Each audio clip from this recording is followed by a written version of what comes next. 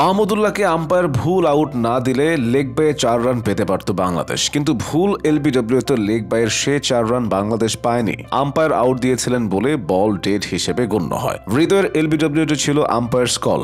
Umpire out না দিলে বল স্ট্যাম্পে লাগলেও সে বলে আউট হতো না, কিন্তু রানটি হয়নি। দুটো আবেদনের ক্ষেত্রে আম্পায়ার যেন প্রস্তুত ছিলেন আঙুল তোলার জন্যই। তাওহিদ হৃদয়ের ক্ষেত্রে আবেদন তো মোটেই জোরালো ছিল না। আম্পায়ার রিচার্ড এলিংওর্থ তবু এলবিডব্লিউ দিয়ে দিলেন। লো স্কোরিং যে ম্যাচে দু দলের হার জিতের ব্যবধান মাত্র 4 রান, সেখানে এমন সূক্ষ্ম ঘটনা স্বাভাবিকভাবেই বড় পার্থক্য গড়ে দেয়। নিউ ইয়র্কে বাংলাদেশ বনাম দক্ষিণ আফ্রিকা ম্যাচেও হয়েছে সেটাই। 114 রানের লক্ষ্যে ম্যাচের 17তম ওভার পর্যন্ত ফেভারিট ছিল বাংলাদেশ। বোলিং কিংবা রান তারার পুরোটা সময় এগিয়ে ছিল তারা, কিন্তু এই দুটি ঘটনা ম্যাচের মোমেন্টাম শিফট করে নেয় দক্ষিণ আফ্রিকার দিকে। শেষমেশ স্নায়ুচাপে পরাহত হতে হয় বাংলাদেশকে। বাংলাদেশের সাথে যে এবারই শুধু এমন হলো তা কিন্তু নয়, বরং আইসিসির পক্ষপাতমূলক আচরণের সবচেয়ে বড় এবং আজ পর্যন্ত সবচেয়ে বেশি শিকার হয়তো বাংলাদেশই হয়েছে। 2015 ওয়ানডে বিশ্বকাপে অস্ট্রেলিয়ার মাটিতে কোয়ার্টার ফাইনালে ভারতের বিপক্ষে সেই ম্যাচ জীবনে ভুলবে না বাংলাদেশি ক্রিকেট প্রেমীরা। শিখর ধাওয়ানের সেই বাউন্ডারি লাইনে পা রেখে ক্যাচ নেয়া, কিংবা রোহিত শর্মাকে আউট করা রুবেল হোসেনের সেই উচ্চতার নো বল। বিতর্ক চরমে উঠেছিল একই ম্যাচের দুটি ঘটনায়। বিসিবি তখন আইসিসির কাছে অভিযোগ জানালেও তা আমলে নেয়নি বিশ্ব ক্রিকেটের নিয়ন্ত্রক এই সংস্থাটি। বরং সেই অভিযোগের কারণে নাকি তৎকালীন আইসিসি সভাপতি মুস্তফা কামালকে ফাইনালের শিরোপা মঞ্চ থেকেও বঞ্চিত করা হয়। পরে সে পদ থেকেই পদত্যাগ করেছিলেন সাবেক বিসিবি সভাপতি। 2022 সালের টি-20 বিশ্বকাপে সে অস্ট্রেলিয়ার মাটিতেই পরপর 2 ম্যাচে বাংলাদেশের সঙ্গে আম্পায়াররা যে আচরণ করেন তাতে তাদের নিরপেক্ষতা নিয়ে প্রশ্ন ওঠায় স্বাভাবিক। সুপার 12-এর হাই ভোল্টেজ ম্যাচে ভারতের মুখোমুখি হয় বাংলাদেশ। জিতলে বাংলাদেশের সামনে খুলে যেতে পারে বিশ্বকাপের সেমিফাইনালের দুয়ার। ভারত হারলে ছিল বিশ্বকাপ থেকে বাদ পড়ার শঙ্কা। এমন ম্যাচে আগে ব্যাট করে ভারত তোলে 184 রান।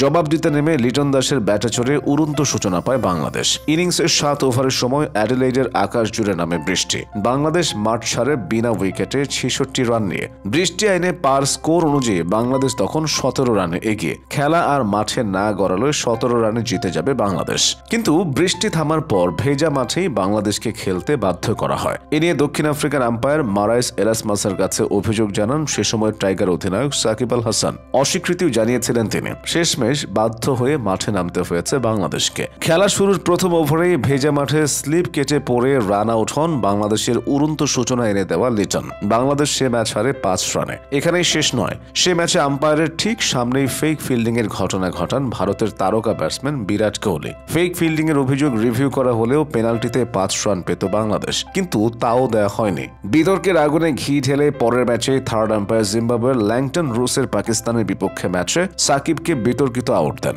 বাংলাদেশের ইনিংসের 11তম ওভারে উইকেটে আসেন সাকিব। প্রথম বলেই সাদাবের গুগলিকে ডাউন দ্য উইকেটে খেলতে গিয়ে মিস করলেন। ব্যাট থেকে বল লাগলো তার বুটে, কিন্তু সাদাব খানরা আবেদন করতেই কিছু একটা ভেবে আঙুল তুলে দিলেন দক্ষিণ আফ্রিকান আম্পায়ার আদ্রিয়ান হোলস্টক।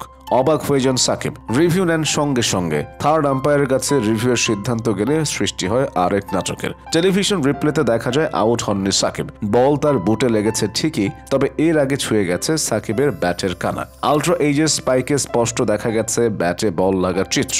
ব্যাট আর ব্যাটের ছায়ার ভেতরে ছিল বিস্তর ফারাক। ইম্প্যাক্টও ছিল 3 মিটারের বাইরে। তবু শেষ পর্যন্ত ফিল্ড আম্পায়ারের এলবিডব্লিউর সিদ্ধান্তই বহাল রাখেন ল্যাংটন রুসের। 2003 সালে মুলতান টেস্ট মুলতানের কান্না নামে পরিচিত। সেদিন অলোক কাপালিকে ব্যক্তিগত 22 রানে কট বিহাইন্ড ঘোষণা করেন আম্পায়ার।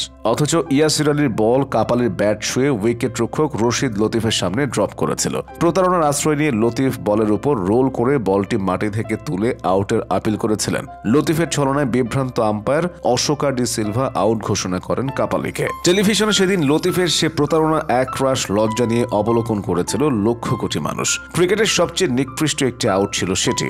আরো বাজে ব্যাপার ছিল লতিফের প্রতারণামূলক আচরণটি বারবার টেলিভিশন রিপ্লেতে দেখানো হলেও তার বিপক্ষে কোনো অখেলোয়াড় সুলভ আচরণের কোনো অভিযোগই ম্যাচ রেফারি দেননি।